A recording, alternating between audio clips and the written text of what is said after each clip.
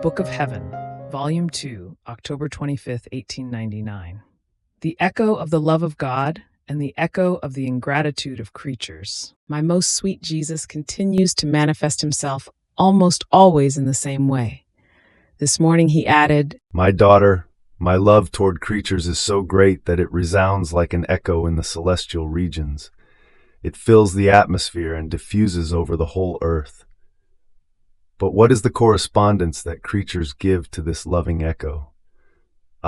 They requite me with an echo of ingratitude, poisonous, filled with every kind of bitternesses and sins, with an echo almost deadly, fit only for wounding me. But I will depopulate the face of the earth, so that this echo resounding with poison may no longer deafen my ears. And Lord, what are you saying? And Jesus, I act just like a pitying doctor who has the extreme remedies for his children, and these children are full of wounds. What does this father and doctor do who loves his children more than his own life?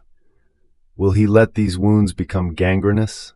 Will he let them perish for fear that by applying fire and knife they may suffer? No, never, though he will feel as if those instruments were applied on himself. In spite of this, he takes hold of the knife, rips and cuts the flesh open, and applies to it the poison, the fire, to prevent corruption from advancing further. Even though many times it happens that in these operations the poor children die, yet this was not the will of the Father Doctor. His will was to see them healed. So I wound in order to heal them, I destroy them in order to resurrect them. If many perish, this is not my will. It is only the effect of their wicked and obstinate will. It is the effect of this poisonous echo that they want to keep sending me unto seeing themselves destroyed.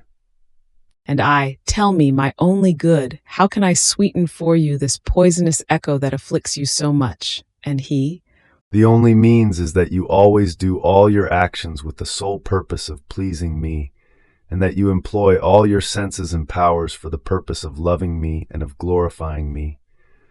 Let your every thought, word, and everything else want nothing but the love you have for me. In this way your echo will rise pleasant to my throne and will sweeten my hearing.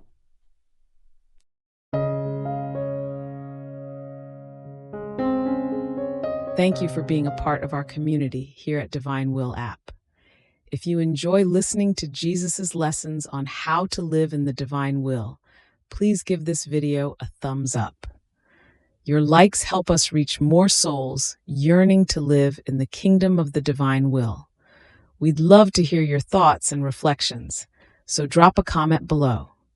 Your insights not only enrich our community, but also inspire others on their spiritual journey. And don't forget to subscribe to our channel. By joining us, you're helping to spread the news of the kingdom of the divine will, so that together we can bring his kingdom to reign on earth as it is in heaven. In the divine will, always.